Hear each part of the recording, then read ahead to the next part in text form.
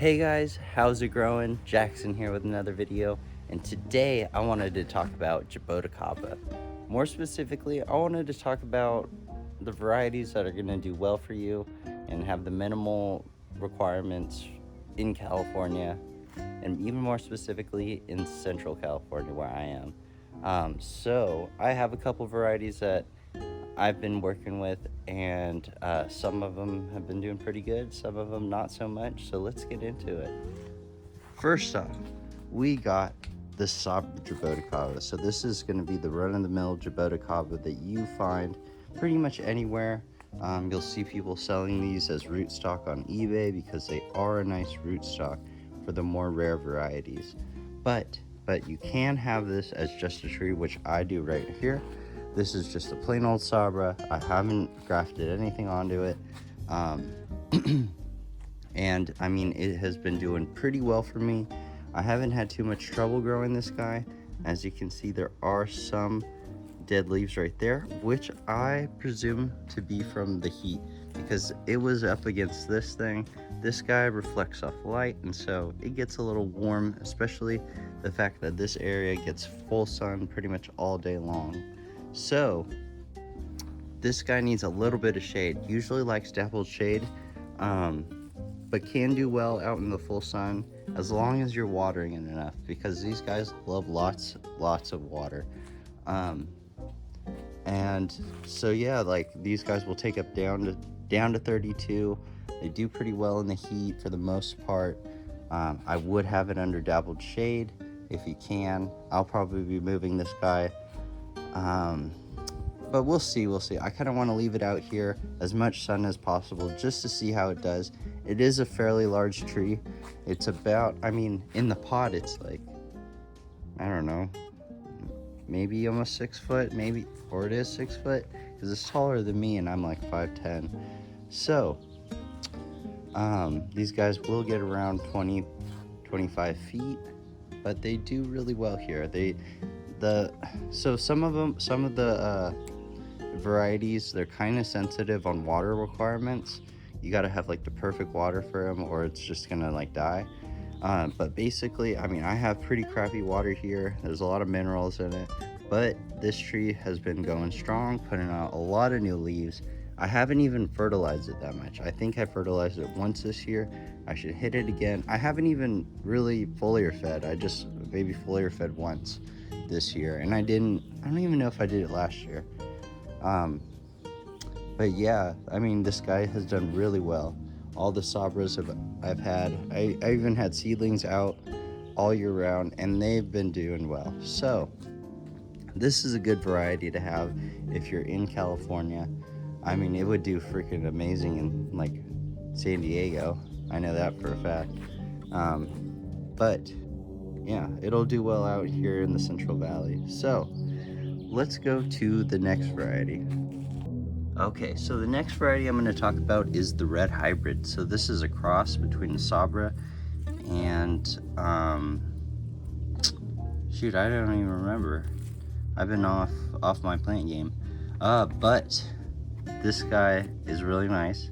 They fruit a bit earlier, so 5 to 7 years from fruiting, unlike the regular Sabra, which is going to be 8 to 12 years. This guy does pretty well. Hasn't really gotten too much frost damage from what I can tell, so it could take pretty low temperatures from around 30 or so. Does like the dappled light, so I keep it in underneath this shade sort of, it's not really shade cloth, it's like a tarp, but I keep it under there. It does get some light in the later hours like this right now, but it is a good tree.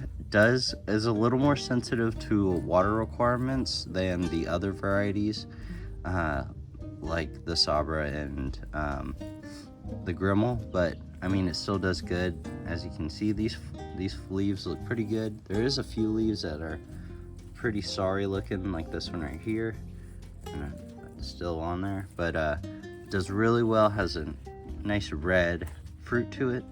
I think this is pretty well here in the Central Valley, at least so far what I've seen, and the other one does look pretty good, just needs to be reshaped. Like, I'll show you right here. So this is my wimpy red hybrid, but all I gotta do is just, I'm gonna get some bonsai wire, put that to the left, and it should look like a normal tree. But it looks pretty sad right now, as it's only leaning to that side. But like I said, I mean, it's done pretty well. I mean, half of that tree just, I don't know, didn't want to make it. But like I said, it's a little more sensitive, and you can see the leaves are a bit bigger. It's a bit bigger than that Sabra flower, I mean not Sabra flower, but Sabra leaf.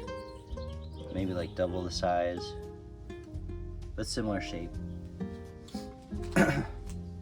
And last but not least, I want to talk about the Grimal Jaboticaba. Look at this thing. Doesn't it look amazing? This thing I got from Pete at Green Dreams, and it is freaking amazing. As you can see, these have a lot bigger leaves than the last two. It's like double the size of the reds. It's freaking huge. But this thing takes the water. It does so well with this water that we have over here. It just looks so pristine. I mean, it takes the cold.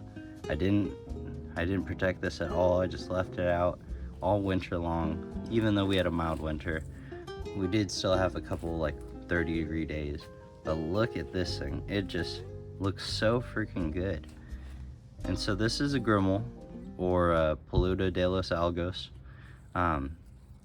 It's gonna fruit, when was it? Like 5 to 8, around there. But it's a little quicker than the Sabra, but geez, does it do super well. And I've heard people use this as a rootstock, which wouldn't be surprised, because look at this. It's just, I've barely done anything with this thing, and it looks so good. Looks so much better than any of the other Jabos that I have. And I need to get more from Pete or whoever. I need to just get more Grimals, more seeds or something, because this thing looks freaking amazing. So yeah,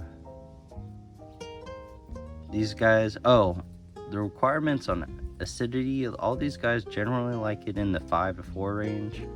So that's a decent acidity for them.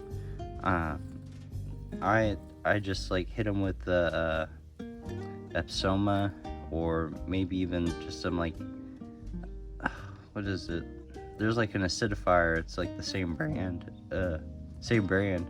But yeah, I mean, I just get that and hit them with that maybe once or twice a year. But Jesus, I feel like I've barely done anything with this thing, and it's just taken off. It's grown so much compared to when I had it first. And yeah. So I definitely recommend you guys getting the Grimal variety if you guys are wanting to get into Jaboticaba. I think this honestly would be the best variety as a starter variety, because like I said, have barely touched this thing, and it just is going off. It looks amazing. So I hope you guys enjoyed this video of me showing you these Jabos real quick, and I hope you guys like it, subscribe, do all that jazz, and I'll see you in the next video. Peace.